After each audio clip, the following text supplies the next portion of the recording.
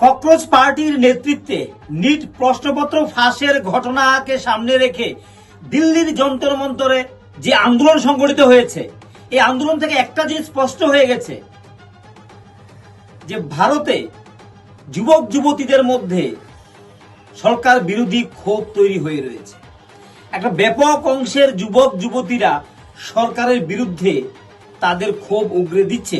এটা স্পষ্ট যে বর্তমানে কোনো না কোনো ভাবে এদেশের যুবকরা তাদের যে চাপা ক্ষোভ রয়েছে সে ক্ষোভ ব্যক্ত করছে।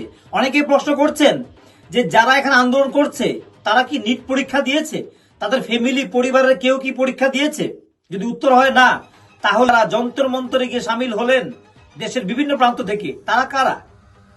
উত্তরপ্রদেশ থেকে মুখ্যমন্ত্রী বলছেন যোগী আদিত্যনাথ যে লক্ষ লক্ষ ছেলেদের মেয়েদেরকে আমরা চাকরি দিয়েছি, নিজের হাতে অফার দিয়েছি, তারপরে কেন তো ক্ষোভ? তিনি প্রশ্ন করছেন। একটা জায়গাতে বোঝা উচিত যে কোনো না কোনো ভাবে বর্তমানে যারা সরকারের ক্ষমতায় রয়েছে তাদের রাজনৈতিক যে ধারা, রাজনৈতিক যে কৌশল, সেটাকে কোনো না কোনো ভাবে পছন্দ করছে না, আর তার ক্ষোভটাকে উগরে দিচ্ছে সেই পেপার লিক ইস্যু নিয়ে। আসলেই পেপার লিক, নিট প্রশ্নপত্র কেলেঙ্কারি সেটা মূল মুদ্রা কিন্তু মনে হচ্ছে না, কারণ সেখানে গিয়ে টোটালটাই রয়ে গেছে বিজেপি বিরোধী আন্দোলন, যেখানে ধোয়া দিচ্ছে বর্তমান বিরোধী দল কংগ্রেস থেকে শুরু করে আম আদমি পার্টি বা লেফট, প্রত্যেকেই তারা ধোয়া দিচ্ছে। এটা স্বাভাবিক, কারণ সরকার বিরোধী যখন আন্দোলন করতে গিয়ে তারা ব্যর্থ হচ্ছে বারবার সরকারের থেকে সরাসরি ভাবে, তখন ককরোচ পার্টির মাধ্যমে একটা নতুন রূপে কিন্তু সেই আন্দোলন সাকসেস হতে দেখা যাচ্ছে। যদিও এই আন্দোলনের ফলে সরকারের পতন ঘটবে, কিছু হবে, এই ধরনের যদি আমরা ভাবি তাহলে এটা ভুল হচ্ছে। কারণ ভারতবর্ষে এই ধরনের কোনো ইতিহাস নেই, কারণ গণতান্ত্রিক উপায়ে ভোটের মাধ্যমে সরকার পরিবর্তন হয়, বিগত দিনে এটাই হয়ে আসছে। কিন্তু এটা পরিষ্কার এই আন্দোলনের মধ্য দিয়ে যে এই দেশের যুবক যুবতীরা যেভাবে সোশ্যাল মিডিয়াতে, যেখানে মিডিয়ার কোনো কথা তারা শুনতে চাইছে না, মিডিয়া যদি কোনো পজিটিভ অ্যাপ্রোচ নিয়ে কথা বলতে চায় তারা গদি মিডিয়া বলে দিচ্ছে। এটা স্পষ্ট, তারা কোনো কিছু শুনতে চাইছে না, তারা সরকারের পতন চাইছে, এবং এই সংখ্যাটা কম কিন্তু নয়। অনেকে বলছেন দেশের প্রধানমন্ত্রী গত 14 বছরে মিডিয়ার সামনে তারা খোলাখুলি কোনো মত রাখেননি, কেউ প্রশ্ন করতে পারছে না, এবং হাতে গোনা কয়েকটি মিডিয়া ছাড়া প্রধানমন্ত্রীকে কেউ প্রশ্ন করতে পারেন না। এইগুলো নিয়ে বারবার তারা প্রশ্ন তুলছেন।